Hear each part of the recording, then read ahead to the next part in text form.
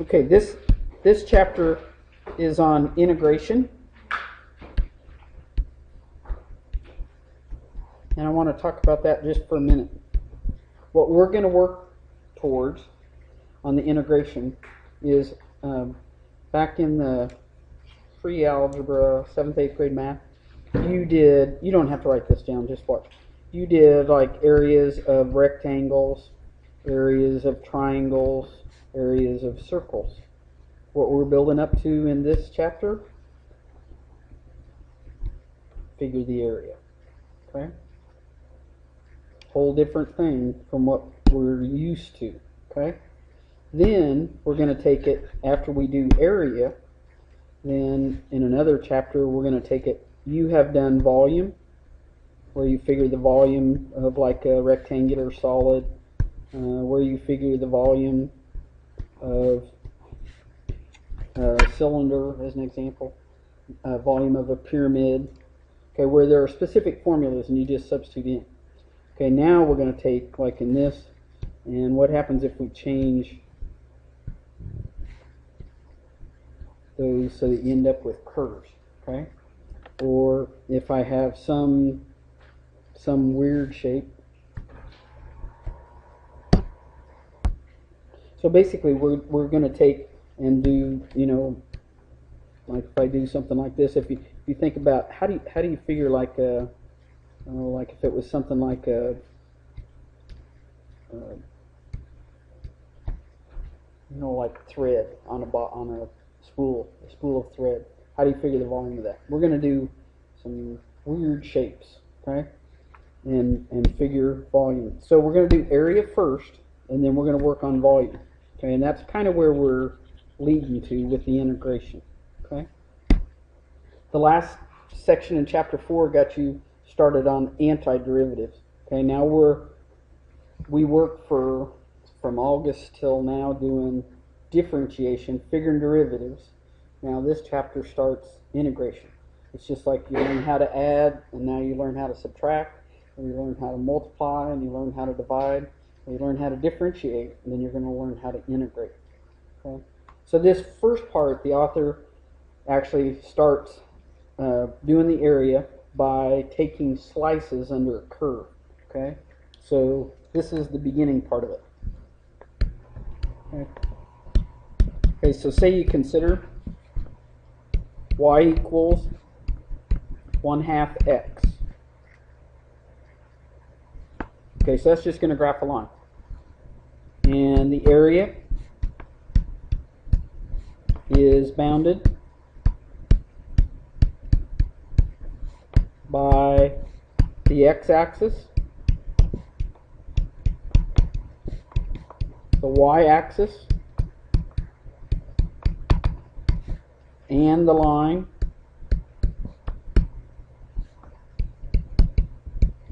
x equals 8. Remember, x equals a number that's going to graph a vertical line. Find the area of the slices under the curve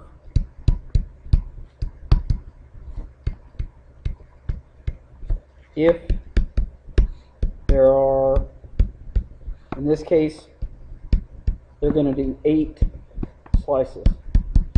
Now, on this one, you could actually figure the exact area. Okay, but I'm going to show you some where it's not going to be exact. Okay, so on this one, I need a pretty good size sketch. If I graphed y equals 1/2 x, if x was 0, y would be 0. Okay, if x was 2, y would be 1. If x is 4, 1/2 of 4 is 2. If x is 6, 1/2 of 6 would be 3.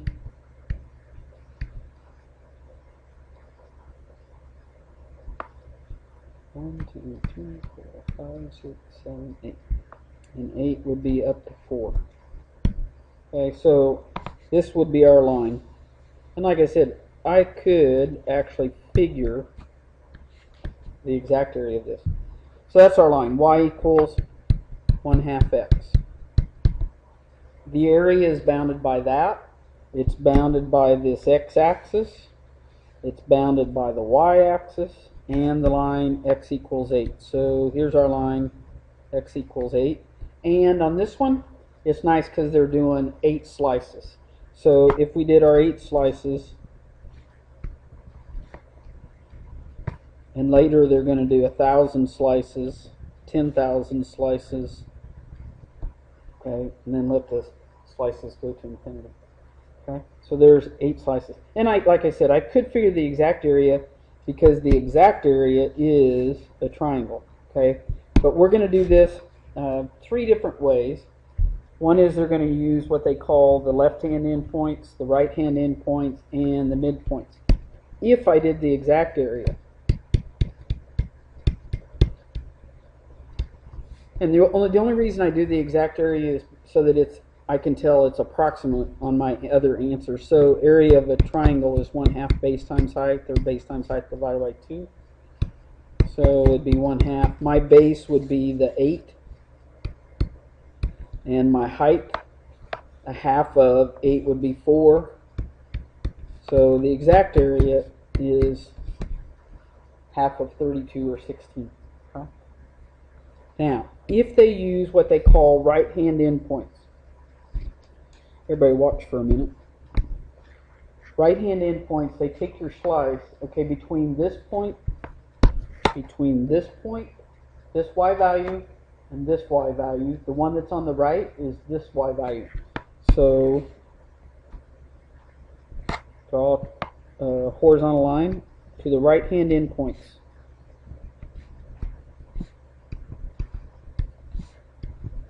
So when you do the right-hand endpoints on this graph, our approximate area is going to be above the exact area because of each one of these is above the exact area. Okay? Now, to do these areas, they use the area, and let's do the right-hand endpoints. They're going to use a sub 8. The right-hand endpoints, you may see them in the book, use this. The R RAM, the right hand, and the RAM stands for the rectangular approximation method. This is the right-hand endpoint. This stands for the rectangular approximation method. So if I do the right-hand endpoints, for each one of these, you have to say, I want to figure the area of this rectangle. For each one of these rectangles, it's length times width. But what's the width of every one of these rectangles? 1, right? Because I was counting by 1 on each one of those. So it'd be 1, and then the height. If you look at this y value, or this x value is 1, if I put it back into this equation, what's this y value? 1/2. If I go to the next one, if I go to this one, the width is still 1. If I use this x value, x is 2, so 1/2 of 2 would be 1. The next one, if I look at this one, the width is still 1. Use this x value is 3, so this y value, 3/2 plus, you get the idea? So the next one would be, the width is 1. If the x value is 4, 1/2 of 4 would be 2 plus 1. If the x value is 5, 1/2 of 5, 5/2. And you can look at the, if you look at the fractions here, it goes, there's 1/2, 2/2, 3/2, 4/2, 5/2. And then it'd be 6/2 or 3 plus 1. And then that was a 6, 7/2, and then 8/2 or 4. Okay? And you would simplify those what's in common in all of them is the 1, right? So you want to look when you're getting this expansion to say what's in common in each one of those is a 1. So you could factor out a 1, and then you would add up. So if you factored out a 1 and then add up, you'd have a 1/2 plus 2/2 plus 3/2 plus 4/2 plus 5/2, 6/2, 7/2, and 8/2. And simplify all that. If you simplified all that out, you end up with 1 times 18. Okay, and that should make sense that we were above the exact area. The exact area was 16 and we got 18, so that should make sense. Okay, but we're above that. Okay, everybody okay with that one? Now, what happens if they do left-hand endpoints? Okay, same. So we'd end up with the y equals 1/2 x.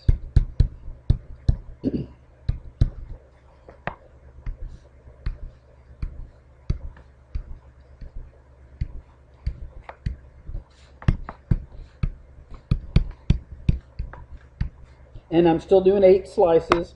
It's still bounded by everything that it was bounded by before. Okay, so I've got 8 slices.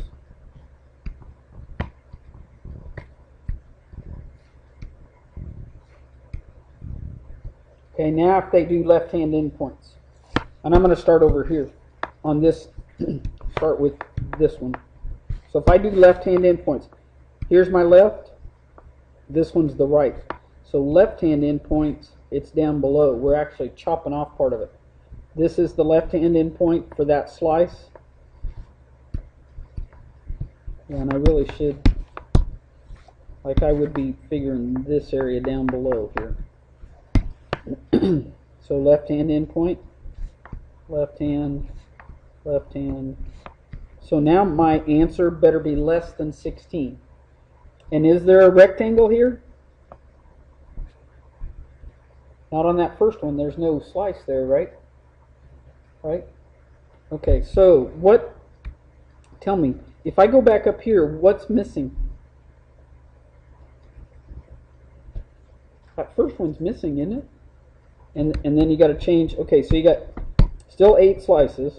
Okay, if I did the width of the first one is 1, but the height is 0.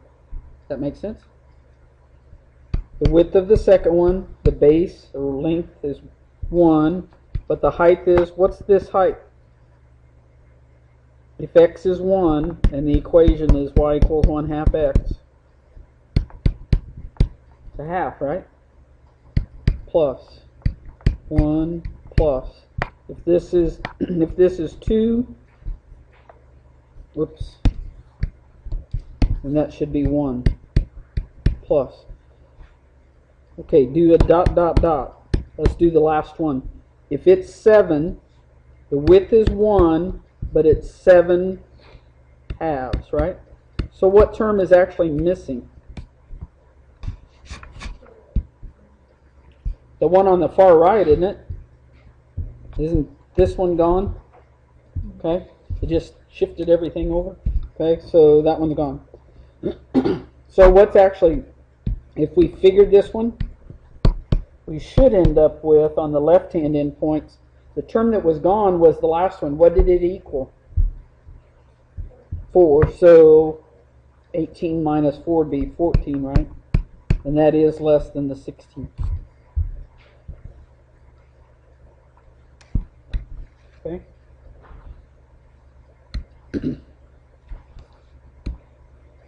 Okay, now do the same picture.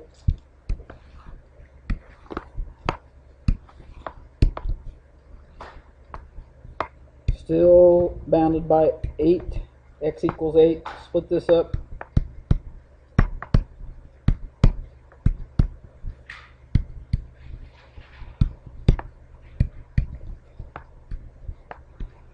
Well, and that one would have been the LRAM, the left-hand endpoints, LRAM. We did the RRAM, the LRAM. And if they do this, like if they wrote this LRAM and the sub 8, that tells you the number of slices. There are 8 slices. Okay. Okay, now do the same idea. We're probably not going to finish this one, but if I did MRAM, that is the middle. I guess I really don't need that one. Still 8 slices.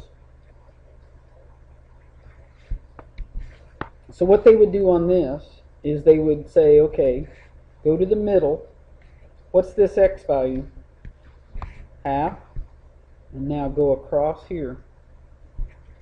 Okay. Did I change the width of each slice? No. The width of each slice is still 1. But now, if I said y equals 1/2 x, what's the x value there? The x value is 1/2. So if I put 1/2 in, 1/2 of 1/2 is 1/4. The width is still 1. And if I said, I'm looking at this slice, and I'm actually going to go to here, so this would be 2 halves, this would be 3 halves, so it's right in the middle. Okay, so I'd say 1/2 of 3 halves would be 3/4, right? Plus 1, and then if I go to the middle of this one, this would be 4 halves, 5 halves, 6 halves. So this is 5 halves, and if you put 5 halves, 1/2 of 5 halves, and 5/4, should see the pattern. What's the next one? 7/4. Get the idea? Okay, and then you would simplify that all out. Now, what they're going to do in this section is, like I'm doing it with just 8 slices. And then what they're going to do is they're going to make these slices smaller and smaller and smaller. And that way, the number of slices, okay, the width of each slice is going to approach 0, okay? And the number of slices is going to go to infinity. And when you get there, then you've got the exact area underneath the curve, okay? Now, there's a couple of formulas, and you have to be careful when you use these, but we use them in pre-calc. You can't just automatically use these, but we did the sum of an arithmetic sequence. What happens if I said this slices went from 0 slices to 1,000? Do you want to write out all of those? No. Okay, so remember we did 2 formulas.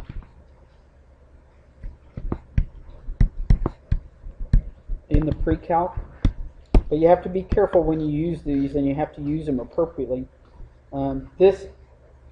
If we did arithmetic, an arithmetic series, this is from the sum of an arithmetic series. The A was if you knew the first term, and the A sub n was if you know the last term, and n was the number of terms. We did that in pre-calc. If you don't know the last term, and you're trying to figure the sum, we also had this formula, n over 2 equals 2a plus n minus 1 times d. Remember seeing those last year? It's been a year though. Okay. This one is if you don't know the last term. A is the first term, n is the number of terms, and d is the common difference. Okay. For right now, you may just want to do the algebra and the arithmetic like we did up above. Okay. The last thing this author goes through in this section is the sigma notation. The author goes back through a little bit of the sigma notation. Remember the Greek letter? This is the uppercase sigma. When we had in pre-calc, when we had something like this, if I wanted the summation, remember the Greek letter sigma means summation. If I wanted that from n equals 1 to 4, Remember, we could write it out and expand it. And the author may ask you to do it in the homework. So like you would sub in the bottom number, so it'd be 1 plus 3. And it's a sum, so you add, and then 2 plus 3, sorry, 2 plus 3, plus 3 plus 3, and then plus 4 plus 3. So you basically just sub in, you start with that bottom number, you sub in starting with 1, you increment by 1 until you get to that top number, okay? And then get the sum, and if you expand this, and we end up with 22, okay? That was a pretty powerful thing. If I said this number would go to 1,000, I don't want to write all those out. Okay, so remember we did it on the calculator. On the calculator, we did sum, sequence. Okay, so look on your calculator above.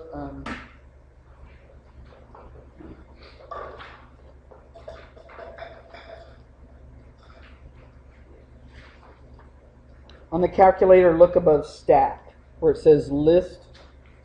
Okay, do second function stat, and go over.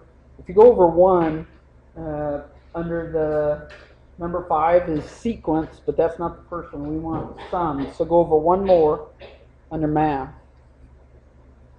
So you do second function list, right arrow over twice to math, and number 5 is sum.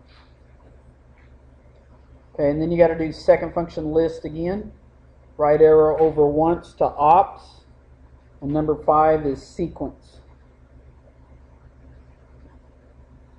Okay, and now put in the, and you could change this if you wanted to an x, or you can do n if you do alpha n. So I'm going to do alpha n plus 3. So you put in the formula, and then we did comma, then we put in the variable, so we did alpha n. It's right above the log key. And then we did comma, and then we start at 1 and comma and go to 4. Now you got to close the parentheses, close the parentheses. If it increments by something other than 1, like it's automatic on this sigma that you're counting by 1 from 1 to 4.